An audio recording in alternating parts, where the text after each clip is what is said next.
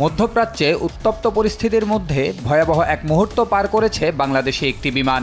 Iran Israel দ্বন্দ্বের মধ্যে পড়ে যাওয়ার ঝুঁকি থেকে রক্ষা পায় বিমানটির দায়িত্বে ছিলেন ক্যাপ্টেন ইমান তালুকদার ও তার সঙ্গে ছিলেন কোপাইলট রাফসান রিয়াদ।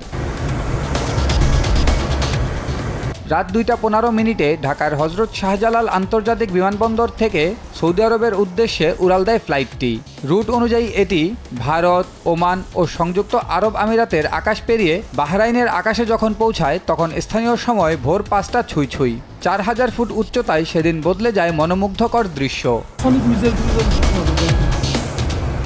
স্থানীয় সময় ভোর 5টার দিকে ক্যাপ্টেন ইনাম আকাশে উজ্জ্বল আলোর ঝলকানি লক্ষ্য করেন।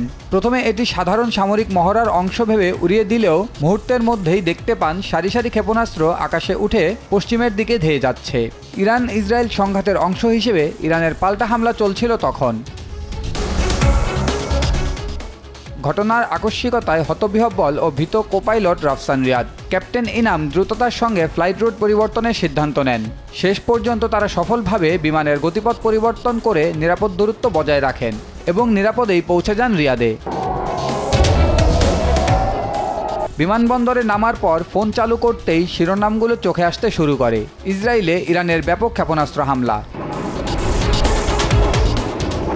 ঘটনার স্মৃতিচারণ করে ক্যাপ্টেন ইনাম বলেন, সেদিন সকালে আমি শুধু একজন পাইলট ছিলাম না, ইতিহাসেরও একজন জীবন্ত সাক্ষী হয়ে থাকলাম।